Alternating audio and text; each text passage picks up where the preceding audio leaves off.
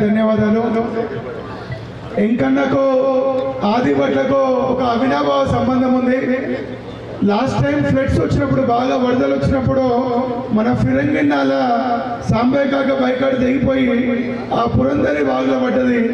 మనము ఆదిభట్ల నుంచి కొంగరకు పోయే బ్రిడ్జ్ మొత్తం కొట్టుకొని పోయింది.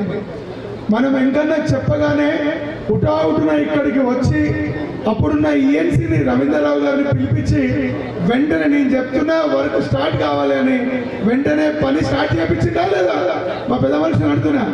కాబట్టి ఎంకన్నకు అందరం కూడా గ్రామం మేమందరం కూడా ధన్యవాదాలు తెలియజేస్తూ, ఒక్కటే విషయము, మా గ్రామము మీ ఔటర్ రింగ్ రోడ్డు మీరు ఇచ్చిన టీసీఎస్ తోనే డెవలప్ అయింది. కాబట్టి మా రతన్ టాటా గారు స్వర్గస్థులైనందున మీరు చొరవ తీసుకొని మా టీజేఐసీ చైర్మన్ విష్ణువర్ధన్ రెడ్డి గారు చెప్పినారు, ముఖ్యమంత్రి గారు కూడా ఎంకన్నా నా వెంబడి పడతా ఉన్నాడు, చాలా సీరియస్ గా ఉన్నాడు, ఈ ప్రాంతాన్ని అంతా రతన్ టాటా పేరు పెట్టాలని. ఏది ఏమైనా రతన్ టాటా విగ్రహం ఏర్పాటు చేయాలనేది ఇక్కడ యువత అందరి యొక్క ఆలోచన. మీరు చొరవ తీసుకోవాలని మీకు తెలియజేస్తూ, మరొకసారి మాకు ఇంత పెద్ద రోడ్ ఇచ్చినందుకు మీకు ధన్యవాదాలు తెలియజేస్తూ, మిమ్మల్ని మా మున్సిపాలిటీ ప్రజల్ని, ఇబ్రాహీంపట్నం నియోజకవర్గ ప్రజల్ని ఉద్దేశించి ప్రసంగించవలసిందిగా మిమ్మల్ని కోరుకుంటా ఉన్నాం. ఆదిపట్ల ఈరోజు వచ్చిన సందర్భంగా స్వాగతం పలికిన మా వేదిక మీద ఉన్న నాయకులకు, మా అక్క చెల్లెళ్లకు, తమ్ముళ్లకు మీ అందరూ కూడా చేతులెత్తి నమస్కరిస్తూ, ఎందుకంటే మీరందరూ కూడా నన్ను ఒకసారి ఎంపీగా గెలిపించి మీకు రుణం తీసుకునే అవకాశంగా ఈరోజు వాళ్ళ మంత్రి హోదాలో మీ దగ్గరికి రావడం చాలా సంతోషంగా ఉన్నది. ఆ రోజు నేను 5వసారి ఎమ్మెల్యేగా ఓడిపోయినప్పుడు మీరు ఆదరించి నేనెవరో తెలియకుండా నన్ను గెలిపించి మళ్ళా ఈరోజు ఆదిపట్లకు వస్తున్నానంటే ఉదయంగానే నాకు కూడా చాలా సంతోషం అనిపించింది. మళ్ళా మన ఏరియాకి పోతున్నాం, మీకు చాలా రుణపడి ఉన్నా, మీకు చాలా తిరిగి ఇచ్చేది ఉన్నది, ఈ రోజుకెళ్ళి మొదలు పెడుతున్నా అని చెప్పి మొట్టమొదటి ఆదిపట్లకు వెళ్ళి ఇవాళ 25 కోట్ల రూపాయలతో మన మంగళపల్లి వరకు ఊరు మధ్యన మొత్తం సిమెంట్ రోడ్ వేసుకుంటూ 25 కోట్లు. ఇది ఉట్టి మొదలు కాలే, స్టార్టింగ్ అంతే. ఇది ఇవాళ స్టార్ట్ మొదలు పెట్టినా తప్పకుండా నా నల్గొండ కాన్స్టిట్యూన్సీ కాదు, తెలంగాణలో అన్ని ప్రాంతాలు ఎట్లుందో ఆదిపట్ల ఇబ్రాహీంపట్నం కాన్స్టిట్యూన్సీకి తప్పకుండా మళ్ళా మీ రుణం తీసుకొని ప్రతి రోడ్డు డబుల్ రోడ్డుగా మార్చే విషయంలో నాకున్న నిధులలో రాష్ట్రంలో ఎక్కడైనా ఎన్నైనా నిధులు పెట్టుకోవచ్చు, కానీ ఆదిపట్లకెళ్ళి మొదలు పెట్టుకొని ఇప్పుడు పెట్టుకున్న బాటసింగాలు లాస్ట్ వరకు ఇటు మీది కొద్దిగా వ్యాచారం మంచాల లాస్ట్ వరకు, ఎందుకంటే ట్రాఫిక్ కూడా పెరిగిపోయినాయి, ఊళ్ళలో మోటార్ సైకిల్ పెరిగిపోయినాయి, కార్లు పెరిగిపోయినాయి. తప్పకుండా ఇండస్ట్రియల్ గా ఈరోజు కోకాపేట ఫైనాన్షియల్ డిస్ట్రిక్ట్ బాగా పెరిగిపోయి రేపు మన ప్రాంతం మరో కోకాపేట నుంచి మరో ఫైనాన్షియల్ డిస్ట్రిక్ట్ నుంచి చేయడానికి ఏం కావాలనుకుందంటే దానికి ట్రాన్స్పోర్టేషన్ డబుల్ రోడ్లు వస్తే తప్పకుండా ప్రతి ఒక్క ఇండస్ట్రీ కూడా ఇటువైపు చిన్న ఇండస్ట్రీలు అయినా రియల్ ఎస్టేట్ రావాలన్నా తప్పకుండా ఇవన్నీ కూడా వస్తాయి. కాబట్టి ఇవన్నీ చేయడానికి ఈరోజు ముహూర్తం పెట్టుకొని మొదటి శంకుస్థాపన చేసుకున్నాం. దీనికి అధ్యక్షత వహించిన మన సోదరుడు నిరంతరం పోరాటం చేస్తూ ఈ రోడ్డు గురించి మన రంగన్న గారు లెటర్ తీసుకొచ్చి నాతో సంతకం పెట్టించుకొని పోయి మా సెక్రటరియట్లో మా పిఎస్ ఊళ్ళే కూర్చున్నాడు నిరంజన్ రెడ్డి. ఆడికెళ్ళే రంగన్న గారు ఏమో నాకు ఫోన్ చేసాం, ఏమైంది జీవా ఇంకో రాలేదని. అరే ఆల్రెడీ మేము మున్సిపల్ చైర్మన్ మా పిఎస్ దగ్గరే కూర్చున్నాడు, జీవో వస్తుందని చెప్పిన. అలాంటి సభాధ్యక్షుడు అలాగే మనందరికీ పెద్దన్న మల్లెడ్డి రంగారెడ్డి ఎప్పుడు రాజశేఖర రెడ్డి గారు మీ ఇద్దరు ఆడగా పోతుంటే పిలిచేది, ఏవో ఇద్దరు డబల్ రెడ్డిని కలిసి వస్తున్నారు. ఎందుకంటే ఆయన మల్లెడ్డి రంగారెడ్డి, ఆయన పేర్లో 2 రెడ్డిలు ఉన్నాయి, కోమటిరెడ్డి వెంకరెడ్డి నారాయణ 2 పేర్లు, ఇద్దరు డబల్ రెడ్డి ఆడగా వస్తుంది. ఆయన మిమ్మల్ని చూస్తూనే భయం అవుతుంది. అలాంటి మల్లెడ్డి రంగారెడ్డి గారిని మీరు మంచి మెజార్టీతో గెలిపించి ఈరోజు ఈ ప్రాంతాన్ని అభివృద్ధి చేసుకునే అవకాశం కల్పించిన రంగన్నకు, అలాగే నాటిపాటి బయటికే వచ్చాడు మన రావన్న మొన్నటిదాకా తుర్కెంజాల మున్సిపాలిటీ తిప్పిండు, ఇబ్రాహీంపట్నం తిప్పిండు, ఇలా ఆర్టీసీ చైర్మన్ అయ్యిండు. అలాగే మా ప్రియ మిత్రుడు గున్నాల రెడ్డి గారు నా చిరకాల మిత్రుడు. అలాగే మన మున్సిపల్ చైర్మన్ ఇబ్రాహీంపట్నం శ్రవంతి గారికి, మా పెద్దన్న అప్పుడు పీజనాథ రెడ్డి గారి దగ్గర నాకు దగ్గరగా ఉన్న మేమందరం మీ యూత్ కాంగ్రెస్ ఎన్ఎస్ఏ ఉన్న లక్ష్మీపతి గౌడ్ గారికి, అలాగే మోహన్ నాయక్ గారు, మార్కెట్ చైర్మన్ మధుసూదన్ రెడ్డి గారికి, మైపాల్ గారు, ఇంకా వేదిక మీద చాలా మంది ఇప్పటికే ఆలస్యమైంది మీ అందరికీ. ఈరోజు మరి ముఖ్యంగా కింద పాండన్న రామరెడ్డి చాలా మంది అందరి పేర్లు మీ అందరు దండం. ఎందుకంటే మీ చాలా భాగ్యమా నేను మీ అందరు రుణం తీర్చుకోవాలి. మీ అందరు ఆశీర్వదించి నన్ను ఒక తమ్ముళ్లాగా ఎంపీగా గెలిపించుకున్నారు. మా అక్క చెల్లెళ్లకు మీ అందరికి కూడా నమస్కారాలు తెలియజేసుకుంటూ, ముఖ్యంగా ఈరోజు వేదిక పైన వైస్ చైర్మన్ యాదగిరి గారు, మా కౌన్సిలర్ దాస్ గౌడ్ గారికి, మహేందర్ గారు, అర్చన రామరెడ్డి గారికి, మౌనిక ఉదయ్ గారు, లావణ్య, శ్రీనివాస్, రఘు గౌడు, అందరికి పేరు పేరున మీరు 5 సంవత్సరాలు ప్రభుత్వం లేకున్నా మున్సిపల్లో ఎంతో ఇబ్బందులు ఉన్నా మీ వార్డులను అభివృద్ధి చేసుకుంటూ ఇంకా 3 రోజుల్లో మీ టర్మ్ అయిపోతున్నా మళ్ళా మీరందరూ కూడా తిరిగి వస్తారు, రావాలని కోరుకుంటున్నాం. మళ్ళీ మీ అందరినీ మళ్ళా మీరు కౌన్సిలర్లు కావాలి. మీరందరూ ఇటు వెంగన్న ఆశీర్వాదం ఉంటుంది, మా అందరి ఆశీర్వాదం ఉంటుంది. తప్పకుండా మీరు 5 సంవత్సరాలు చేసిన సేవకు ఇది ఈరోజు రావడం మీకు అభినందన తెలియజేసుకుంటూ, మీరు మీ కుటుంబ సభ్యులతో పాటు మీరు చేసిన సేవలు ఎప్పుడు కూడా మర్చిపోకుండా మీ అందరికీ కూడా శుభాకాంక్షలు తెలియజేసుకుంటూ, ఈరోజు రంగన్న ఇప్పుడే చెప్పిండు, మొత్తం రోడ్ల విషయంలో చెప్పిండు. రోడ్ల ఇబ్బంది ఏం లేదు. ఇప్పటికే మనం ఇక్కడ నుంచి సిఆర్ఎఫ్లో చెల్లగూడెం వరకు, పటేల్గూడెం వరకు 30 కోట్లతోని ఈరోజు మన వెల్టెక్ కన్స్ట్రక్షన్ కంపెనీకి టెండర్ అయ్యింది. అది కూడా రేపు మాపో ఆ 30 కోట్ల సిమెంట్ రోడ్డు విత్ లైటింగ్తో స్టార్ట్ చేస్తున్నాం. త్వరలోనే హెచ్ఆర్టీఎస్ఎల్ ఆర్ఎండ్బి గతంలో 2 కలిసిన డిపార్ట్మెంట్లే దాన్ని ఇప్పుడే ఇంతకుముందే రావన్న చెప్పి మీకు అది ఎట్టి పరిస్థితుల్లోనే వచ్చే నెలలో బండ్లగూడకి వెళ్ళి ఓఎస్సీ హాస్పిటల్ వరకు డివైడర్ పెట్టి సెంట్రల్ లైటింగ్ తోని దాన్ని కూడా శాంక్షన్ చేపిస్తారని మీ అందరికీ కూడా హామీ ఇస్తున్నాను. శాంక్షనే కాదు, టెండర్లు పెట్టించి వెంటనే పనులు మొదలు పెట్టడం. దాంతోపాటు ఇంకో మరో ముఖ్యమైన రోడ్డు మా రంగన్న చెప్పినది, పెద్దంబర్పేట నుంచి మన సాగర్ రోడ్డు వరకు కలిస్తే అది దాదాపు 6-7 ఊళ్ళతో పాటు మేజర్ రోడ్డుగా ఆ ప్రాంతం అభివృద్ధి చెందే అవకాశం ఉన్నది. ఇప్పటికే మన ముఖ్యమంత్రి గారు రైతులకు ఎన్నో కార్యక్రమాలు చేస్తూ కోవిడ మార్కెట్ చైర్మన్ ఇక్కడే ఉన్న మధుసూదన్ రెడ్డి 2000 కోట్లు లోన్ తీసుకొని దాన్ని మోడల్ మార్కెట్ గా దేశంలో ఎక్కడ లేని మార్కెట్ అక్కడ వచ్చే విధంగా 2000 కోట్లతో కూడా క్యాబినెట్ లో దాన్ని నిర్ణయం తీసుకోవడం జరిగింది.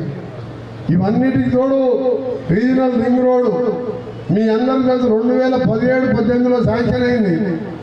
ఇప్పుడు కాదు, కేసీఆర్ మొదటిసారి ముఖ్యమంత్రి ఉన్నప్పుడు ఒక్కరోజు కూడా దాని గురించి పట్టించుకోలేదు. మనం ఆ రోజు రాజశేఖర రెడ్డి గారు ఓఆర్ఆర్ రోడ్ వేసి ఇక్కడనే ఎయిర్పోర్ట్ కట్టి అక్కడనే ఫైనాన్షియల్ డిస్ట్రిక్ట్ కోకాపేట పెట్టే వరకల్లే ఈ ఏరియా అంతా డెవలప్ అయింది. అది కూడా 2 ఏళ్లలోనే కంప్లీట్ చేసి రాజశేఖర రెడ్డి గారు. అప్పుడు ఈ టీసీఎస్ వాళ్ళు నేను ఐటీ మినిస్టర్గా ఉన్నా, నా దగ్గరికి వచ్చిండు రాజశేఖర రెడ్డి గారు సంతకం తీసుకొని మాకు 25 ఎకరాలు గచ్చిబౌల్లో ఇవ్వమని చెప్పి ముఖ్యమంత్రి గారు రాసిన సార్ అని రాజన్న అని దాని హెడ్ నా దగ్గరికి సెక్రటరియట్కి వస్తే నేను చెప్పిన అక్కడ 5 ఎకరాలు అడిగింది కదా, ఇక్కడ 25 ఎకరాలు ఇస్తాను, నువ్వు ఆదిపట్ల పెట్టమని చెప్పి ఇప్పటికీ నా సంతకంతో శాంక్షన్ అయిన లెటర్ ఉంటుంది. ఎందుకు పెట్టంటే ఒక్క దగ్గరనే ఉండదు, అభివృద్ధి అనేది ఇక్కడ జరగాలి. అదే ఈరోజు మనం గౌరవ ముఖ్యమంత్రి రేవంత్ రెడ్డి గారు కూడా ఇక్కడ స్కిల్ యూనివర్సిటీ కానీ 45,000 కోట్లతోని అమెజాన్ డేటా సెంటర్ కానీ గతంలో వచ్చిన ఎయిర్ బస్ ఎక్స్పాన్షన్ కానీ ఫ్యాక్స్ గ్యాలక్సీ కానీ కూడా మళ్ళీ ఒక 5,000 కోట్లు. ప్రతిరోజు శ్రీధర్ బాబు గారు మేము మినిస్టర్లో ఉన్న 11 మంది క్యాబినెట్లో ఏ విధంగా మనం హైదరాబాద్ని ఈ ఉన్న రోడా అమ్ముకున్నాడు కేసీఆర్. అప్పుడు మనకు రోడ్ వేస్తానికి 7,000 కోట్ల రూపాయలు ఖర్చు అయింది. 6,500 కోట్లు ప్రపంచ బ్యాంకు లోన్ తీసుకొని ల్యాండ్ ఎక్వైషన్ చేస్తే ఇవాళ 7,000 కోట్లకే 30,000 రాసి ఇచ్చిన వాళ్ళకు. అయినా ఈరోజు రీజనల్ లింక్ రోడ్డు మన ఆర్ఎండ్బి ఫండ్స్కెళ్ళి మాల్ వరకు ఎందుకంటే గురునానక్ కాలేజ్ దగ్గర యాక్సిడెంట్ అవుతుందని చెప్పి దాన్ని నా ఆర్ఎండ్బి ఫండ్స్కెళ్ళి, ఎందుకంటే రోజు పేపర్ చూస్తే నెలకి 2-3 పిల్లలు చచ్చిపోతున్నారు అక్కడ కాలేజీలు ఎక్కువై. ఇప్పుడే రావడంతో కారణం ఆఫీసర్లతో మాట్లాడినా దాన్ని 4 లేన్గా చేస్తానికి వెంటనే ఎస్టిమేట్ కూడా వేసినాం. ఇప్పుడు ఫైనాన్స్ డిపార్ట్మెంట్లో ఉన్నది, దాన్ని కూడా రోడ్ ఎప్పించే పనిలో ఉన్నాం. రీజనల్ లింక్ రోడ్ అయితే ఇలా ప్రపంచంలో ఇక్కడ లేని కంపెనీలు హైదరాబాద్కు వస్తాయి.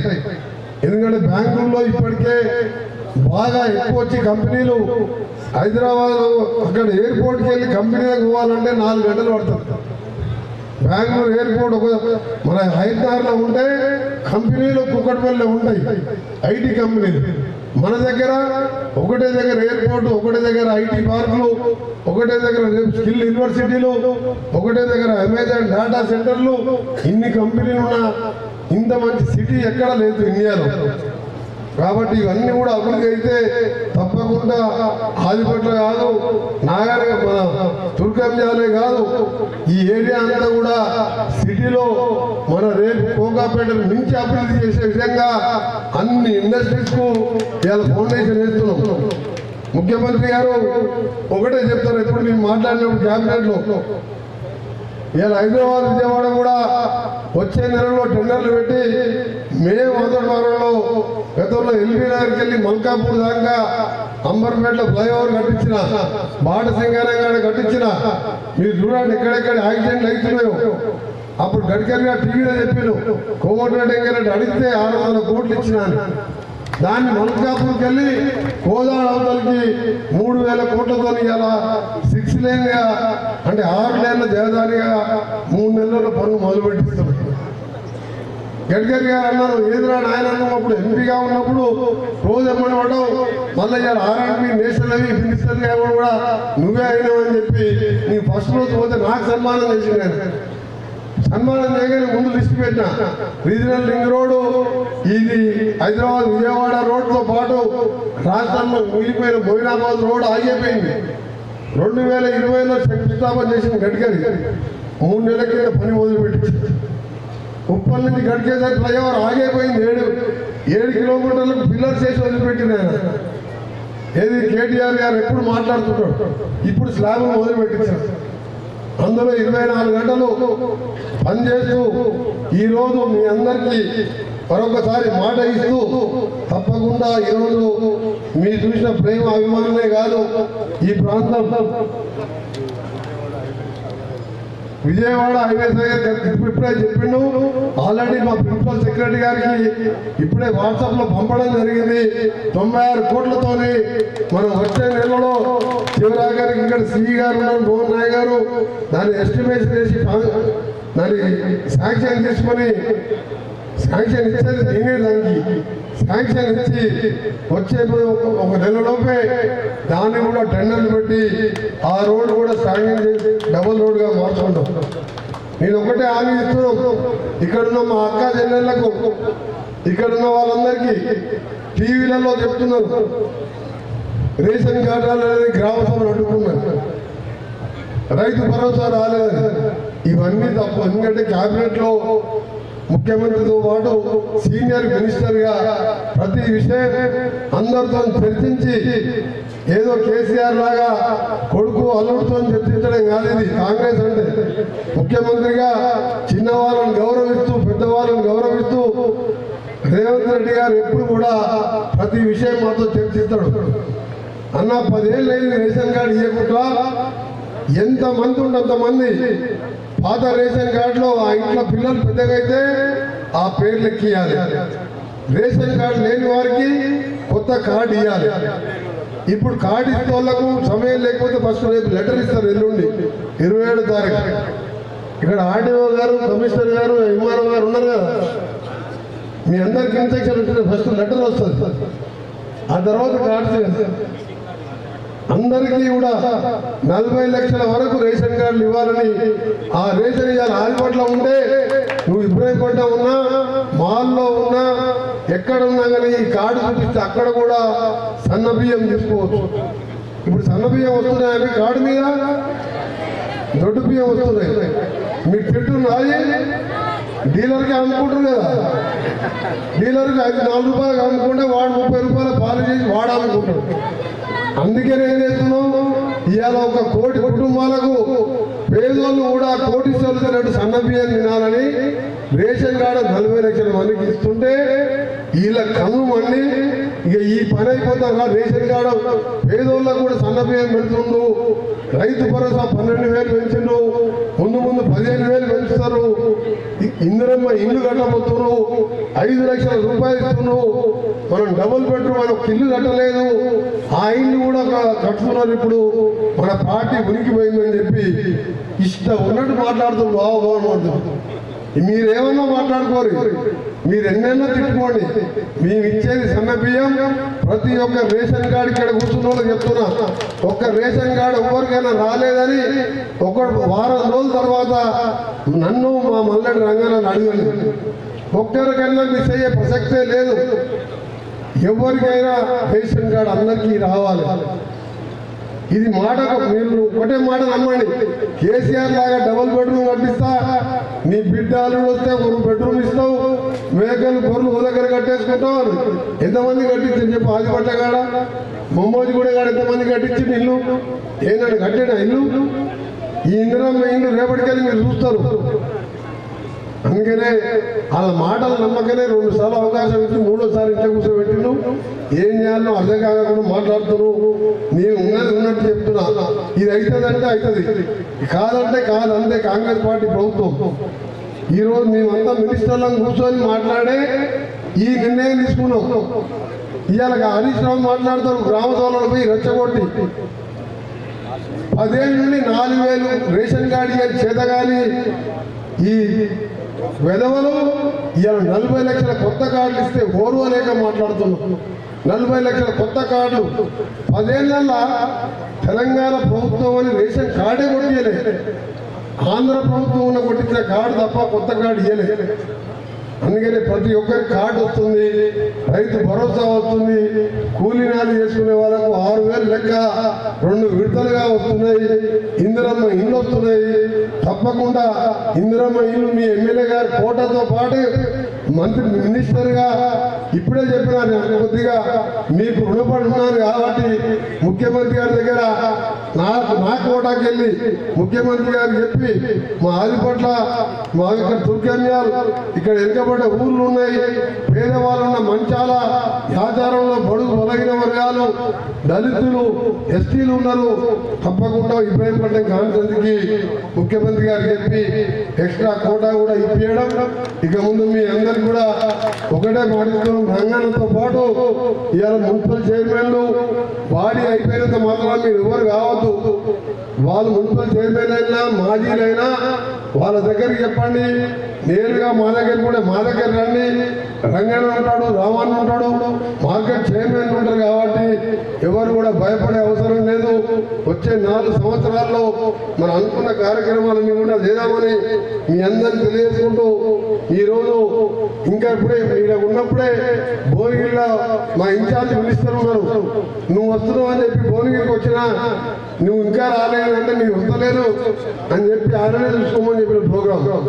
ఆ నుంచి సూర్యాపేట జిల్లా ఉండే కానీ ఇవాళ ఆదిపట్లకు రావాలనుకున్నాను నేను. ఎందుకంటే 25వ తారీఖు మా చెల్లెళ్ళు మా తమ్ముళ్ళు టర్మ్ అయిపోతుంది, మా నిరంజన్ రెడ్డి టర్మ్ అయిపోతుంది. ఒకసారి వాళ్ళని చూడాలి. వారికి ధన్యవాదాలు.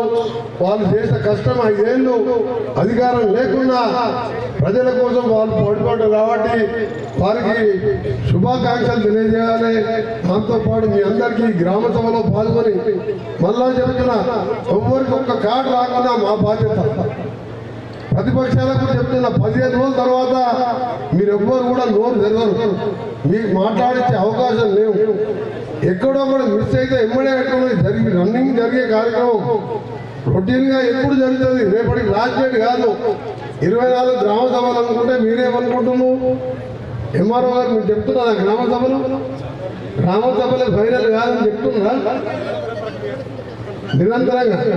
రేపు లాస్ట్ డేట్ గ్రామ సభ, నువ్వు ఎల్లుండి పోయి అభిషేకం పెట్టుకో, సోమవారం పెట్టుకో, మంగళవారం పెట్టుకో, ఇది ఇప్పుడు ఆగేది కాదు.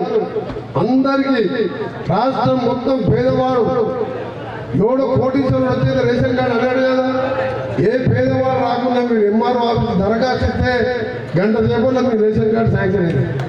అంటే 40 లక్షల టార్గెట్ పెట్టుకున్నాం మేము, 40 లక్షల టార్గెట్. దానికి తోడు సన్న బియ్యం ఇవ్వాలని, దొడ్డు బియ్యం ఇస్తే బయట అమ్ముకుంటున్నారు, బయట కొనుక్కొచ్చుకుంటున్నాను. ఇన్ని చెప్తే కూడా రెచ్చగొట్టి, ప్రజలను రెచ్చగొట్టి ఏదో మనం బదనాలు చేయాలని వచ్చింది.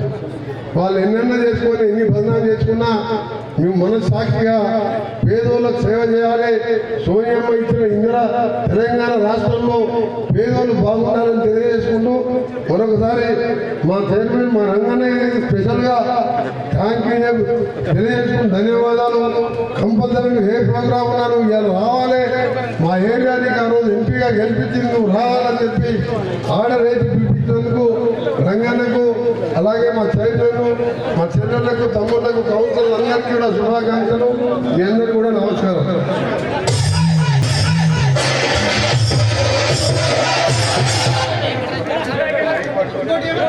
ఆదిబట్ల మున్సిపాలిటీ ఇబ్రాహీంపట్నం నియోజకవర్గ ప్రజలందరి తరఫున అందరూ గట్టిగా చప్పట్లు కొట్టి ఎంకన్నా ధన్యవాదాలు తెలియజేస్తూ మీరందరూ కూడా భోజనం చేసుకొని టీసీఎస్ దగ్గర, మా ఆఫీస్ దగ్గర ప్రతి ఒక్కరూ భోజనం చేసుకొని వెళ్ళాలి. ఇంత పెద్ద ఎత్తున మా యాచారం మండలం నుంచి, మంచాల మండలం నుంచి, ఇబ్రాహీంపట్నం, మా దుర్గంజాల్ కౌన్సిలర్ అందరూ కూడా ప్రత్యేకమైన ధన్యవాదాలు తెలియజేస్తూ, ఎంకన్నా అంటే మనకు అభిమానం కాబట్టి ఇంత పెద్ద ఎత్తున తల్లి వచ్చిన మీ అందరికీ ధన్యవాదాలు.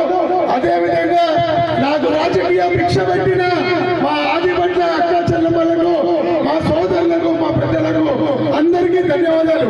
ఎంకన్న పాట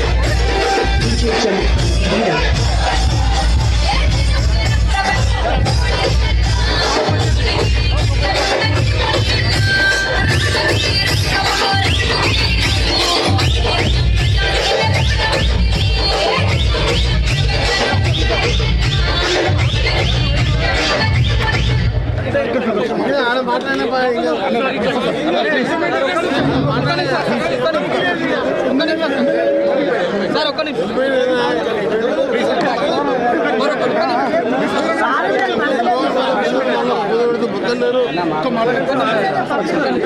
జై